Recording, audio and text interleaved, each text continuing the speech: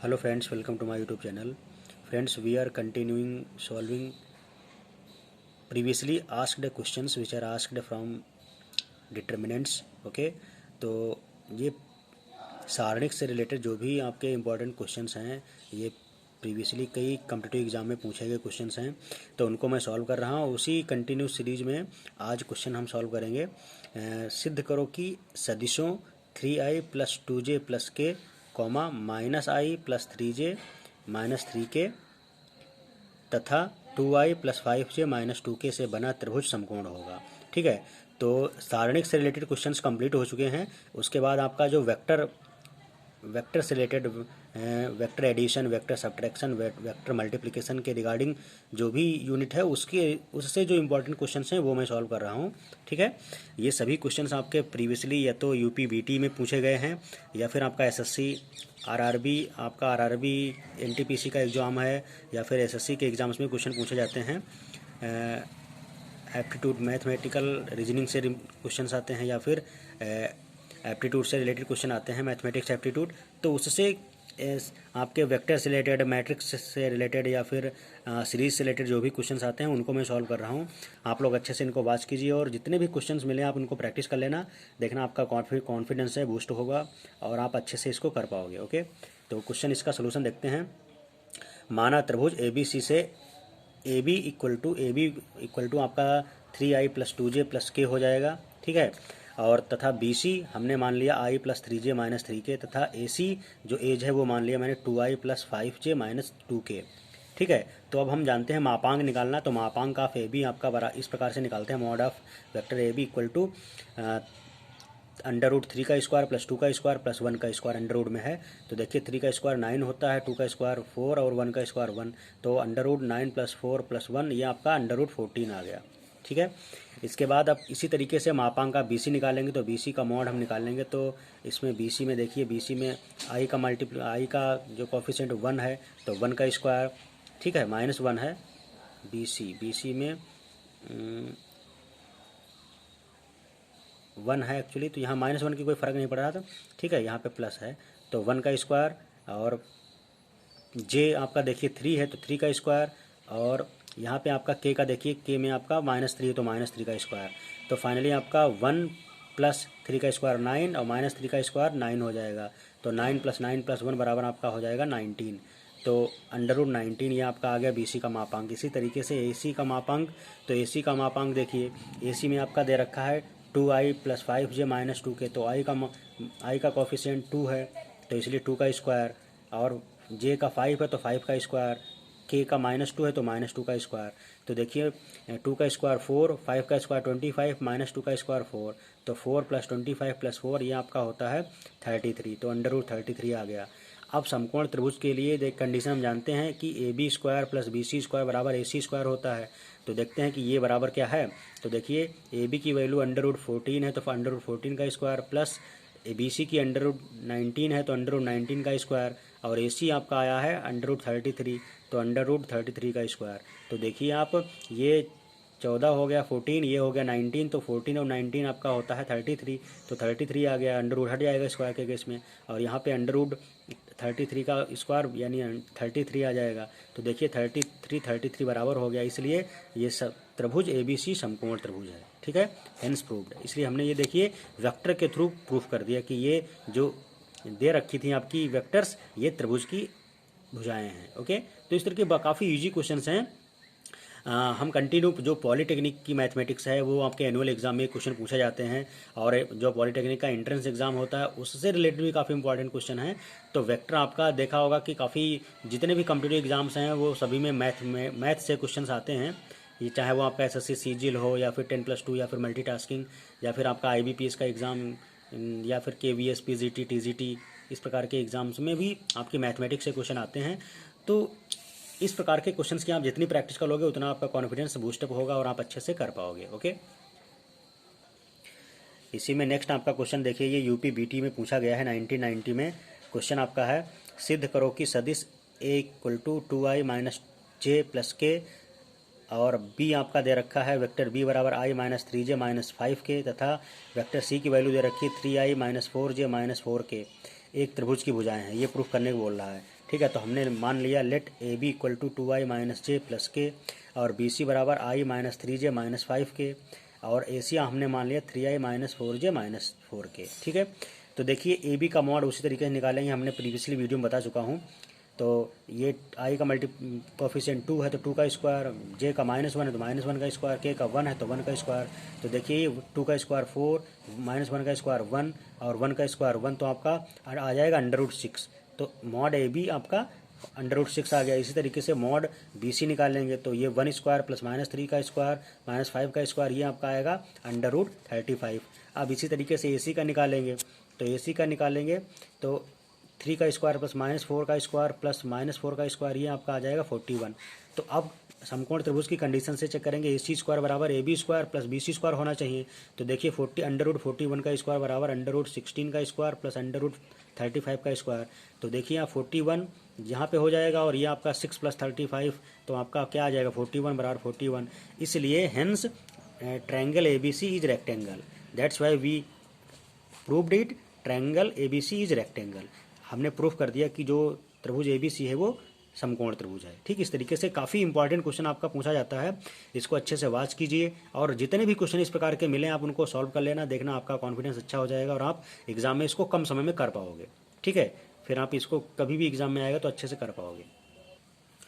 Next आपका question है, ये भी यूपी बीटी में पूछा गया है, सिद्ध करो कि सदिश 3i माइनस 2j प्लस के comma i minus 3j plus 5k तथा 2i plus j minus 4k एक समकोण त्रिभुज बनाते हैं। देखिए कई क्वेश्चन इस प्रकार के पूछे गए हैं, सेम प्रीवियस क्वेश्चन की तरह है।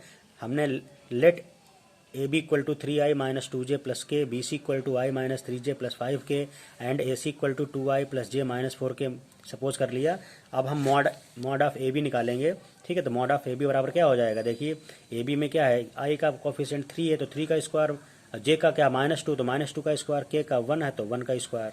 ठीक है, तो ये आपकी 3 के स्क्वायर में आता है 9, -2 का स्क्वायर 4, 1 का स्क्वायर 1।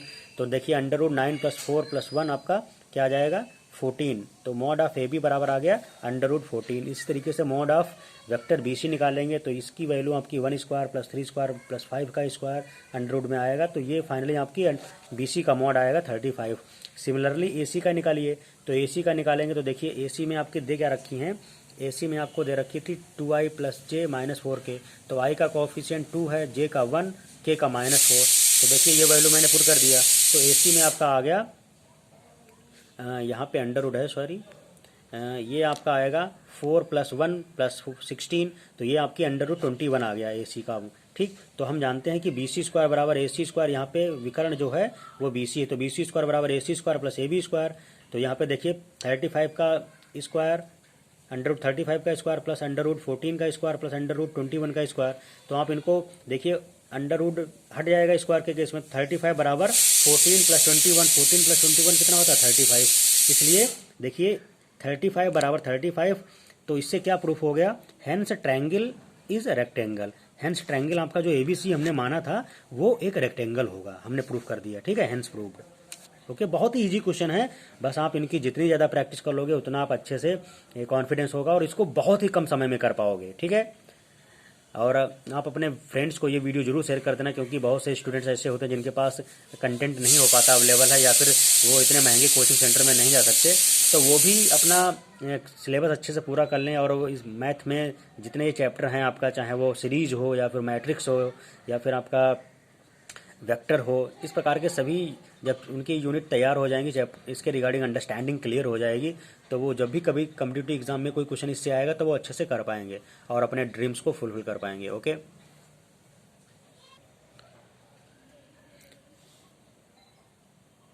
इसके बाद देखिए to find the components of a vector का, इसके बाद आपका है to find the components of vector, vector के कंपोनेंट को पता करने का। तो देखिए आर, वेक्टर आर की वैल्यू होती है vector M A plus vector N B. ठीक है, मॉड ऑफ आर आपको निकालना हो तो X under root x² plus y² plus z² निकलेगा इस प्रकार से। इसी तरीके से cos square alpha plus cos square beta plus cos square gamma बराबर 1 होता है, या आप ऐसे लिख सकते हो l² plus m² plus n² equal to 1। ठीक है, इसके बाद ये कुछ फैक्ट्स हैं, इनको याद रखना, इससे न्यूमेरिकल सॉल्व होंगे आपके। कोलिनियर पॉइंट्स, इसको बोलते हैं समतलीय, तो L plus M plus N equal to 0 होता है। ठीक है, ये देखिए क्वेश्चन आपका यूपी बीटी में पूछा गया है और एसएससी में भी पूछा गया है। ठीक है, तो इसको सॉल्व करते हैं। दे रखा है यदि सदिश 2i minus 4j plus 5k comma i minus lambda j plus k तथा 3i plus 2j minus 5k समतलीय हों तो लैम्डा का मान ज्ञात कीजिए। ठीक है, तो इसका सलूशन देखते हैं। इस प्रकार के सभी क्वेश्चंस की आप प्रैक्टिस कर लेना, देखना आप अच्छे से इस प्रकार के क्वेश्चन को हमेशा सॉल्व कर लोगे। ठीक है, यदि दिए गए सदिश समतलीय हैं तो गुणांकों से बने सारणी का मान 0 होगा। ठीक है, तो हमने डिटरमिनेंट इसके बना लिया इन इक्वेशन की हेल्प से, ये तो आप बनाना जानते ही होंगे। ठीक है, 2 minus 4 5 1 minus lambda 1 3 2 minus 5 equal to 0। ठीक, ये हम जानते हैं समतलीय की कंडीशन है। तो प्रसार करने पे इसको प्रसार करेंगे जब इससे, तो इसको आप डिटरमिनेंट को सॉल्व करना आप जानते हो। तो 2 into 5 lambda minus 2 plus 4 minus 5 minus 3 plus 5 into 2 plus 3 lambda equal to 0। तो ये वैल्यू हम सॉल्व करेंगे तो आपका आएगा 25 लैम्डा माइनस 26 इक्वल टू 0। तो यहाँ से लैम्डा की वैल्यू आपकी 25 आ गई। तो यही आपकी वैल्यू है लैम्डा की। ठीक है, बहुत ही ईजी क्वेश्चन है, बस आपको डिटरमिनेंट सॉल्व करना आना चाहिए, जो कि मैं प्रीवियसली कई वीडियोज में बता चुका हूँ आपको। ठीक है, नेक्स्ट आपका क्वेश्चन है, काफ़ी इंपॉर्टेंट क्वेश्चन है। सिद्ध करो कि सदिश 3a plus B plus 5c comma 4a minus B plus 2c तथा 6a तथा minus 6a plus 5b plus 4c समतलीय हैं। तो देखिए समतलीय से रिलेटेड काफ़ी क्वेश्चन पूछे जाते हैं। तो इसकी कंडीशन सिंपल है, डेल्टा इक्वल टू 0 आपको प्रूफ करना होता है। तो दिए गए सदिश समतलीय हैं तो डेल्टा इक्वल टू डेल्टा, इस हमने डिटरमिनेंट बना लिया। तो डिटरमिनेंट इसकी बनेगी एबव इक्वेशन की हेल्प से 3 1 5 4 माइनस 1 2 माइनस 6 5 4। तो ये आप बनाना जानते हो कि कई वीडियो से मैंने बता चुका हूँ। ठीक है, और डिटरमिनेंट टॉपिक भी खत्म हो चुका है। तो इससे इसको हम प्रसार जब एक्सपेंडेशन करेंगे तो एक्सपेंड करेंगे इस डिटरमिनेंट को, तो 3 into minus 4 minus 10 into minus 1 into 16 plus 12 plus 5 into 20 minus 6, इस प्रकार से निकालेंगे तो डिटरमिनेंट इसकी डेल्टा की वैल्यू 0 आ गई। ठीक, और डेल्टा की वैल्यू 0 आ गई अतः दिए गए सदिश समतलीय हैं। तो आपको सिंपल क्या प्रूफ करना है, अगर आपको किसी क्वेश्चन में ये प्रूफ करना है कि समतलीय दिए गए सदिश समतलीय है तो आपको डेल्टा उसकी डिटरमिनेंट की वैल्यू 0 प्रूफ कर देनी है। ठीक है, तो प्रूफ हो गया। अगला है कोप्लेनर पॉइंट्स, तो इसको बोलते हैं समतलीय बिंदु। तो ये आप याद रखना कि इफ डेल्टा इक्वल टू 0, या फिर आप ये कह सकते हो that is L plus M plus N equal to 0, तो आपकी जो ये समतलीय बिंदु होंगे। ठीक है, एक नोट पॉइंट याद रखना, समरेखीय के लिए सदिशों के गुणांकों से बने सारणिक का मान यदि 0 हो तो बिंदु समरेखीय होंगे।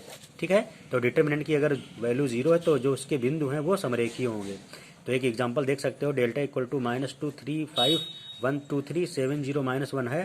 तो देखिए इसकी वैल्यू जब एक्सपेंड करेंगे डिटरमिनेंट को तो डेल्टा इक्वल टू 0 आएगा। तो इसका मतलब इसके जो पॉइंट हैं वो समरेखीय हैं। ओके, तो बहुत ईजी है, बस आप अच्छे से इसको ध्यान रखना और जितनी क्वेश्चंस की प्रैक्टिस करोगे उतना आप अच्छे से कर पाओगे, कम समय में कर लोगे। ठीक है, नेक्स्ट आपका क्वेश्चन है, दो बिंदुओं 3, 4, 5 तथा -1, 3, -5 के बीच की दूरी ज्ञात कीजिए। तो दो बिंदुओं के बीच की दूरी निकालने का पूरा फार्मूला हमें पता है। ए बी इक्वल टू क्या होता है, √x2 माइनस x1 का whole square plus y2 minus y1 का whole square plus z2 minus z1 का होल स्क्वायर। जितने भी पॉइंट उनको घटाते चले जाइए। तो ए बी बराबर आ जाएगा, देखिए यहाँ पे ये x1 है, ये x2 है, ये x3 है, तीसरे ये x1, ये x2, ये y1, ये y2, ये z1, ये z2। ठीक है, इस तरीके से। तो देखिए x2 की वैल्यू क्या है -1, तो यहाँ से -1 -3 का होल स्क्वायर, इस प्रकार से वैल्यू पुट कर देंगे हम। तो फाइनली 16 + 1 + 64, यानी आपका जो आएगा √81, जो कि आपका ए बी बराबर आ जाएगा 9। ठीक है, ये आपकी डिस्टेंस हो गई दो बिंदुओं की। बहुत इजी है, बस ये फार्मूला आपको याद रखना चाहिए। दो बिंदुओं के बीच की दूरी क्या होती है, x2 माइनस x1 का whole square plus y2 minus y1 का whole square plus z3 minus z1 का होल स्क्वायर अंडर रूट में। ठीक है, बस ये फार्मूला याद रखोगे आप अच्छे से कर पाओगे। अगला क्वेश्चन है, सिद्ध करो कि सदिश i minus 3j plus 2k 2i minus 4j minus 4k तथा 3i प्लस 2j माइनस के एक घातीय स्वतंत्र सदिश यानी लीनियरली इंडिपेंडेंट वेक्टर्स हैं। तो इसका सलूशन देखते हैं, काफ़ी इंपॉर्टेंट क्वेश्चन है। ठीक है, तो देखिए डेल्टा इक्वल टू इसका हम निकालेंगे तो डेल्टा बराबर क्या आएगा, a1 a2 a3 b1 b2 b3 c1 c2 c3। तो ये वैल्यू पुट कर देंगे यहाँ पे, तो आपका बन जाएगी डिटर्मिनेंट 1 -3 2 2 -4 -4 3 2 -1। ठीक है। इसको एक्सपेंड करेंगे तो डेल्टा इक्वल टू आपका आ जाएगा 74। ठीक है, तो एक्सपेंड करना आप जानते हो। ठीक है, एक्सपेंड करने में जब ये वैल्यू रखेंगे 1 तो ये वाला पूरा रो डिसेबल हो जाएगा, ये कॉलम डिसेबल हो जाएगा। तो -4 इंटू -1, ठीक, और माइनस में 2 इंटू -4। तो इस प्रकार से देखिए 4 + 8 आ जाएगा। फिर ये -3 है तो -3 को ये वाली वैल्यू माइनस में रखते हैं, तो माइनस ऑलरेडी है तो ये प्लस हो जाएगा। तो +3 रखोगे तो ये फील्ड डिसेबल होंगी। तो 2 इंटू -1 -3 इंटू -4, तो ये वैल्यू रखोगे तो 3 इंटू -2 + 12 आ जाएगा। और ये जब 2 रखोगे तो ये पूरा रो डिसेबल हो जाता है, ये कॉलम डिसेबल हो जाता है। तो 2 इंटू 2 इंटू 2 इंटू 2 2 इंटू 2 और माइनस में 3 इंटू -4, ये यहाँ पे वैल्यू पुट कर देंगे। तो 3 इंटू -4 ऑलरेडी है, ठीक, 3 इंटू ये वैल्यू माइनस में रहेगी, माइनस का 3 इंटू -4 तो ये प्लस में 12 हो जाएगा। तो 2 इंटू 4 + 12 ये आ जाएगा। तो इससे निकालोगे वैल्यू तो 12 ये 13 ये आ जाएगी। ठीक है, 10 इंटू, हाँ ये आ जाएगा 10 इंटू 3 30, और ये आपका आ जाएगा 12 + 4 16 इंटू 2 32। तो सारी वैल्यू ऐड करोगे 74 आएगा। अब आप देखिए सिंस डेल्टा की वैल्यू 0 नहीं है, हेंस अतः आप कह सकते हो हेंस सदिश समतलीय नहीं है। अतः सदिश समतलीय नहीं है, अतः सदिश एक घातीय स्वतंत्र सदिश है, हेंस प्रूव्ड। ठीक, हमें ये बस प्रूव करना है कि डेल्टा की वैल्यू 0 नहीं है, और जब डेल्टा की वैल्यू 0 नहीं तो जो सदिश है वो समतलीय नहीं है, यानी एक घातीय स्वतंत्र सदिश हैं। ठीक है, हेंस प्रूव्ड। तो फ्रेंड्स ये मैंने अभी तक आपके जितने भी क्वेश्चन सॉल्व कराए हैं, चाहे वो सीरीज बेस्ड हों, अरिथमेटिक प्रोग्रेशन या ज्योमेट्रिक प्रोग्रेशन, या फिर डिटरमिनेंट से रिलेटेड क्वेश्चन हैं, वेक्टर से रिलेटेड जो क्वेश्चन सॉल्व कर रहा हूँ, ये सभी पॉलिटेक्निक खासकर स्टूडेंट्स के बहुत पॉइंट ऑफ व्यू से इंपॉर्टेंट हैं, या फिर जो कॉम्पिटिटिव एग्जाम की तैयारी कर रहे हैं स्टूडेंट, जैसे SSC CGL या RRB NTPC, तो उन सभी कॉम्पिटिटिव एग्जाम के पॉइंट ऑफ व्यू से काफ़ी इंपॉर्टेंट है। आपके बैंकिंग, रेलवे, या फिर TGT PGT, CTET HTET NTA NET, इन सभी में आपने देखा होगा मैथमेटिक्स एप्टीट्यूड से क्वेश्चन पूछे जाते हैं, या फिर रीजनिंग से क्वेश्चन पूछे जाते हैं। तो वो सभी क्वेश्चन आपके अच्छे से आप हो जाएं। आप इस प्रकार के जितने क्वेश्चंस मैंने कराए इन सब की खूब प्रैक्टिस कर लेना, और इसके अलावा जहाँ भी क्वेश्चन मिले इनकी प्रैक्टिस करोगे तो आपका कॉन्फिडेंस बहुत अच्छा हो जाएगा, और आप इन क्वेश्चंस को बहुत कम समय में सॉल्व कर पाओगे। और ये वीडियो आप अपने फ्रेंड्स को शेयर कर देना, क्योंकि बहुत से ऐसे कैंडिडेट होंगे जिनके पास ये स्टडी मटेरियल नहीं है, तो उन तक ये पहुंच जाए, और इस तरीके से उनकी आप हेल्प कर सकते हो। ओके, और कोई डाउट हो तो आप कमेंट सेक्शन में लिख के पूछ सकते हो, मैं उसको इमीडिएटली रिजॉल्व कर दूंगा। आप अगर मेरे चैनल को पहली बार देख रहे हो तो चैनल को सब्सक्राइब करके बेल आइकन प्रेस कर लेना, क्योंकि मैथमेटिक्स या रीजनिंग, जीके, करंट अफेयर, इन सभी से रिलेटेड मैं काफ़ी वीडियोस इंपॉर्टेंट बनाता रहता हूँ। जो प्रीवियसली एग्जाम में क्वेश्चन पूछा जाते हैं उनको सॉल्व करके वीडियो अपलोड करता हूँ, तो वो आपकी प्रिपरेशन को बूस्ट करेंगे। इसलिए चैनल को सब्सक्राइब कर लेना, और मेरे फ्रेंड्स को जरूर शेयर कर देना। Okay, thank you.